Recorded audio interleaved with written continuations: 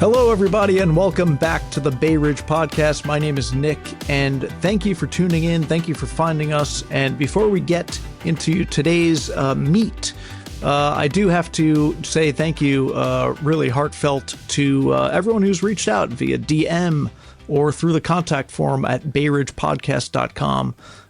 Look, we have a lot of guests that are interested in coming on, which is amazing. A couple of collabs potentially in the works, and yeah, looking forward to really growing this podcast and growing this community, because at the end of the day, that's what this is all about. We're looking to highlight the neighborhood that we all know and love.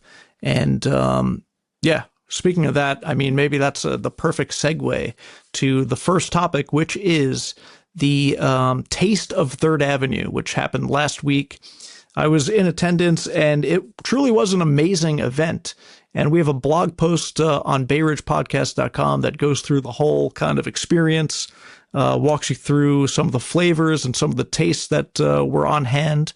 And I'm just going to do a quick recap. And Gary, can we throw some images up on the screen for those that are listening via YouTube or actually watching on YouTube? We can? Yeah. Perfect. So, yeah, that's great. So, yeah, for those of you listening on Apple Podcasts or Spotify, we do also post on YouTube. You can watch me ramble on in 4K if that's your thing. If not, believe me, I completely understand.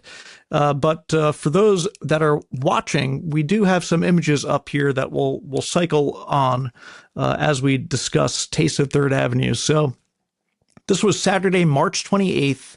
It started at 2 and ended at 5 p.m., and this was hosted at St. Patrick's Catholic Academy. I have to get used to saying that because growing up and when I was going to it, it was St. Patrick's Elementary School. So I still remember the song we want to sing about St. Patrick's, the green and gold go marching by.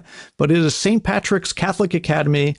And first of all, it was amazing just to be inside that building again. Lining up from the outside of the auditorium were the same steps where we kind of all said goodbye as we graduated back in June of, I guess, I don't want to show my age, but around late 90s, we'll say.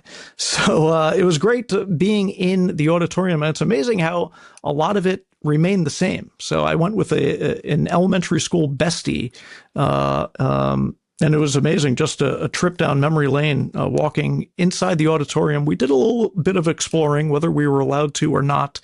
That's still unknown. But yeah, it was great to be inside the Aldo Bruschi Auditorium, which they've renamed it to honor Mr. Bruschi, who was our music teacher. And I'm sure for those of you listening, instilled your love of music as he did mine. So the nostalgia was there already, but let's talk about the restaurants on hand because it was really an amazing day. So you walk in and there's a host of Italian and American cuisine, but also you really get to appreciate how diverse the Bay Ridge food scene. I guess it always has been, but it really is becoming, dare I say, hip as well, with some Latin flavors as well trickling in. Obviously, you have your Middle Eastern, you have your Japanese, you have all these different cuisines under one roof. It was amazing to be on hand. And just some quick highlights on the Italian side. Look, Nono's penne vodka sauce. I mean, it was like Granny was back in the kitchen in Bay Ridge cooking it up. Sunday sauce, so hearty, so rich. And I mean, that was a 5-star bite. Look, I just scribbled a few notes, some of my favorites here. And again, we have a full blog post detailing everything, but I just want to give some quick highlights on the Italian-American front. So Panino Rustico, the prosciutto, fantastic. ALC Italian Grocery, probably the largest spread of antipasto I'd ever seen with my own eyes. Amazing stuff there. Nino's Pizzeria, of course, you had Benny flipping I thought it was a real pizza when he dropped it 6 or 7 times. Luckily, it was a prop. But Benny was holding it down with his grandma slices. That always hits. You had the Brooklyn Roots of the world. You had the Cebus of the world. Truly amazing. But then outside of the Italian-American fare, which Bay Ridge has always been known for, you had your Latin flavors. You had Bar Chuzo. You had Puertas serving up some interesting bites. On the Americana front, you had the Corner and Kettle Black a kettle was serving out these deep fried mac and cheese balls, which were as delicious as they sound. And the corner was handing out these BLT crab cakes. Amazing. Another standout had to be Tanoreen, which the Brussels sprouts, the hummus, and some of the pita chips were definitely, it's amazing to see. There, you have the picture. Yeah. It's amazing to see. You have Nino's grandma slice and Tanoreen's Brussels sprouts and hummus all on one plate. And that really was the theme of the day. Bay Ridge is a diverse neighborhood, and we all embrace it. So many different culinary experiences, so many different cultures, all within a 30-block radius. It truly is amazing, and one of the reasons that we all love Bay Ridge. So Taste of Third Avenue, an amazing event on the food front, but also on the entertainment side. We had the privilege of listening to Bay Ridge's School of Rock, which completely melted our faces, playing some Guns N' Roses, even some, was it My Chemical Romance? Yes. And they started off with a little Aussie Crazy Train. So absolutely amazing talent. And again, as we sat in the Aldo Bruschi Auditorium, I couldn't help but think that Mr. Bruschi was up there looking down on everyone and counting out the beats. Ta, ta, ta, ta, ta, ta, ta, ta, as he would do. Yeah, he really taught us how to find the snare, that's for sure. But really amazing. Taste of Third Avenue, great event. I mean, it might rival Summer Stroll. For all these years, I said Summer Stroll was my favorite event.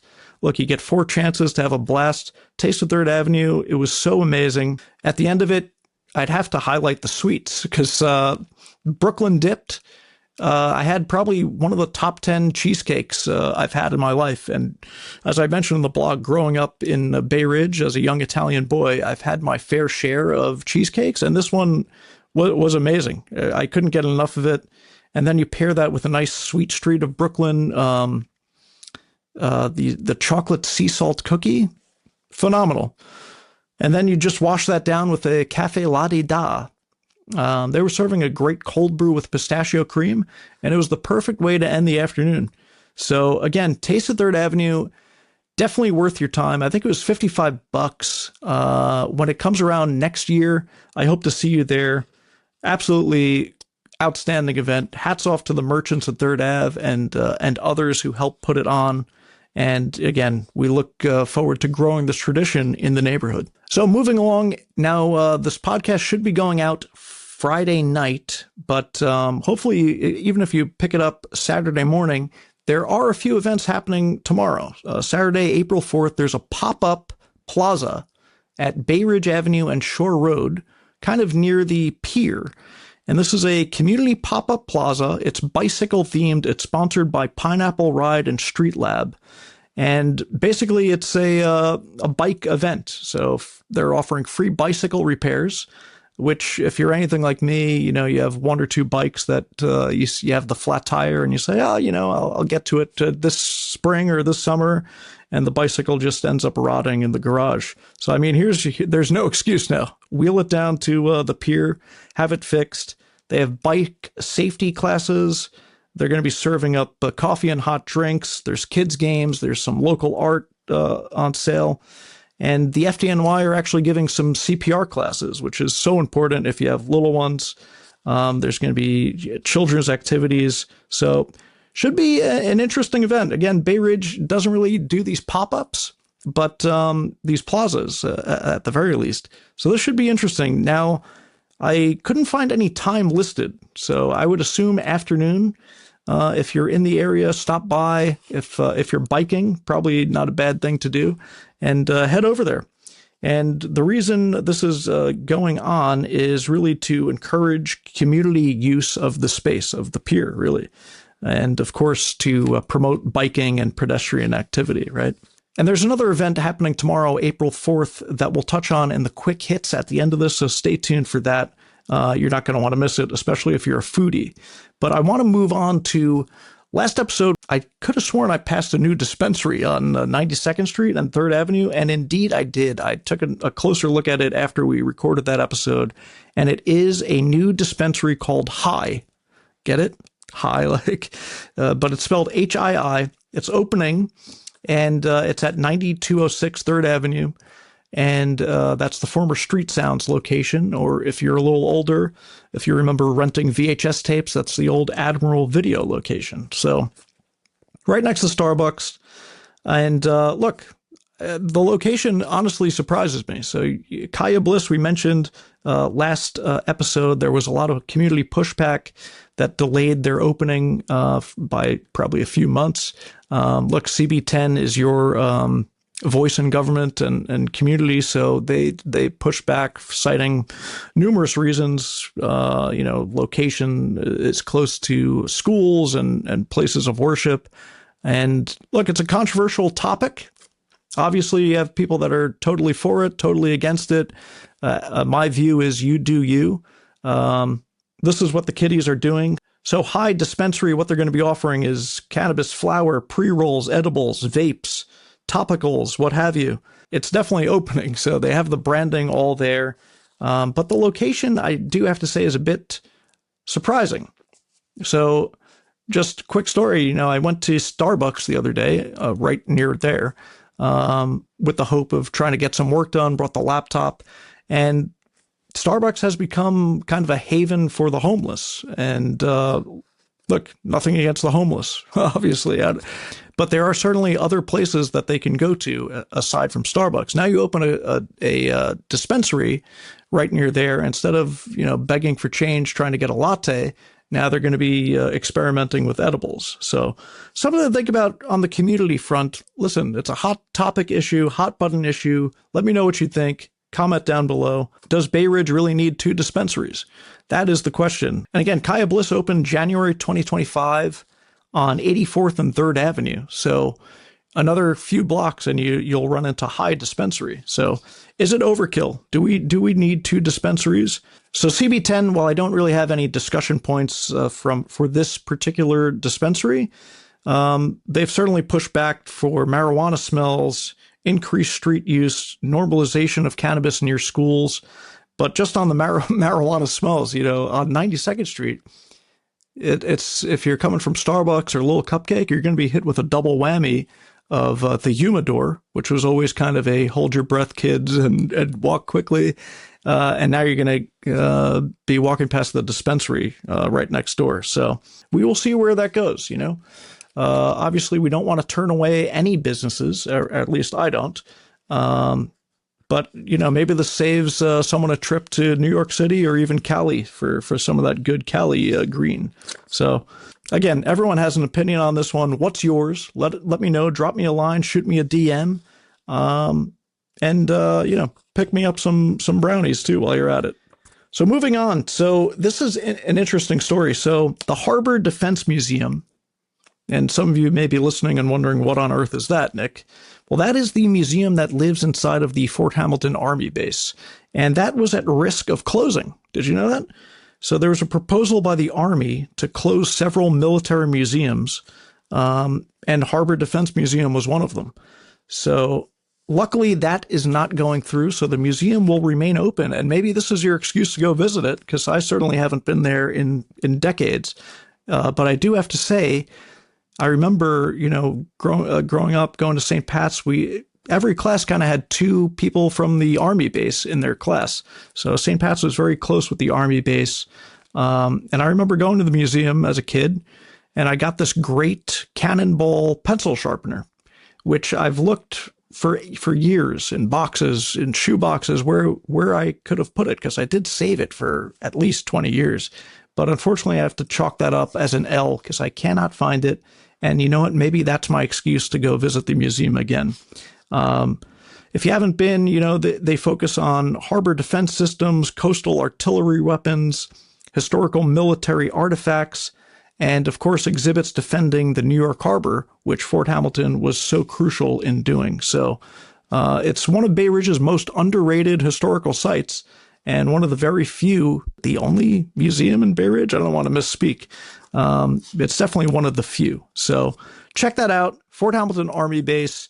I've always had a great time there as a kid. I remember going to see fireworks on the base.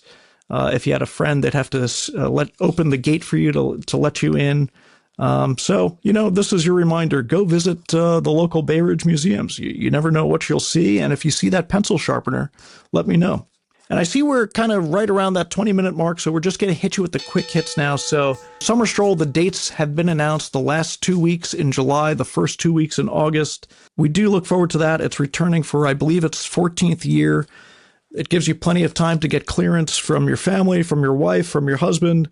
Look, get the babysitter. It's going to be an epic 4 nights. So that's Fridays from, I think, 6 till 10. But these events usually go all night and a little longer, and I'll definitely be at least 3 of them. I mean, I try and hit all 4, but, you just never know what the weather's going to be like. The pop-up plaza, we said April 4th, Pineapple Bay Ridge Plaza. If you're a biker, if you want to get your bike fixed, or if you're just looking for something to do on a nice warm afternoon, it's supposed to be really nice tomorrow. Take a look over there by the pier, Bay Ridge Avenue and Shore Road. Should be pretty fun. Now, again, no time was listed, but assume the afternoon. Now, also tomorrow, April 4th, and this does have a time listed, there's an Easter dessert pop-up shop at ALC Italian Grocery on 86th and 3rd Avenue. And ALC is hosting Sweet Streets of Brooklyn and Regina de Dolce. So, again, I had a sample of Sweet Streets and ALC at Taste of 3rd Avenue. Definitely check that out. If you're a foodie, try the chocolate sea salt chunk cookie. Highly recommended. And this should be fun. It's from 1 to 3 p.m., so a little short pop-up for Easter desserts. I think there's going to be giveaways. I don't know if the Easter Bunny will be there. Don't quote me on that. I think I just made that up. But yeah, 86th and 3rd, there's always something fun going on in Bay Ridge, and that's why you love it. Moving forward, April 11th, Community Tennis Day.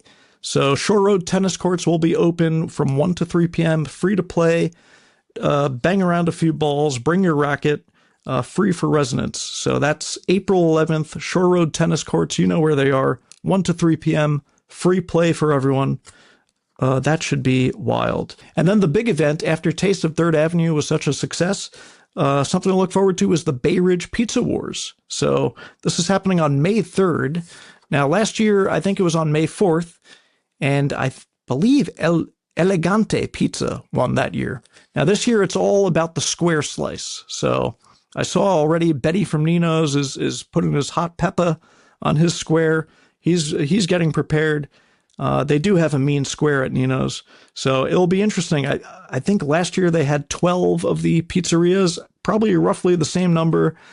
It's a fun day out. You walk around, you vote for your favorite slice, and you see who wins. And yeah, this is an outdoor event. And last year they had a shuttle bus in case you got tired or you eventually, after the 11th slice, you kind of fall into that food coma. So there should be a shuttle bus doing loops again. We'll confirm that as the date gets closer. But Pizza Wars, May 3rd. And I think it's disco themed. Last year was Star Wars themed, made sense. This year, disco.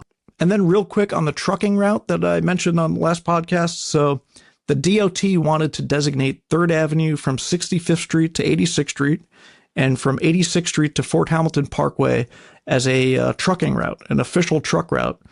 So what would this mean? I was kind of a bit vague last episode, but this essentially, to put it in perspective, this would allow large 53-foot trucks to use this corridor 24 hours a day, 7 days a week. So as I mentioned, CB10 strongly opposed it.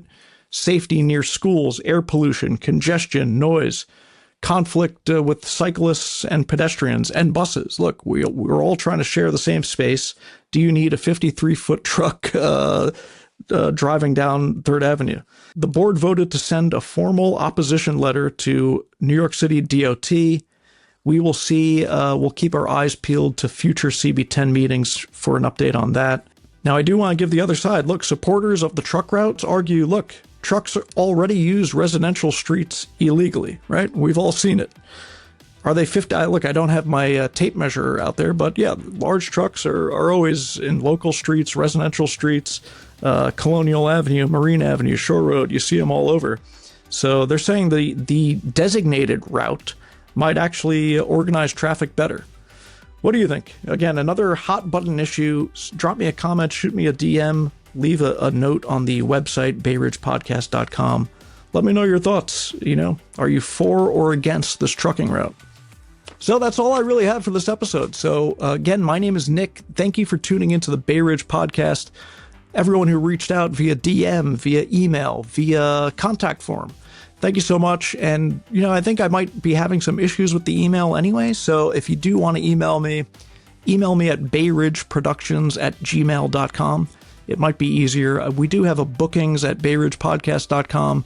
I'm not sure if I can send emails out of that. I'm going to have to check with Gary, our IT guy, to see what's going on with that. But again, easiest way probably to reach me is through DM. Follow us on Instagram, Bay Ridge Podcast, and we'll see you in the next one. Thanks for tuning in.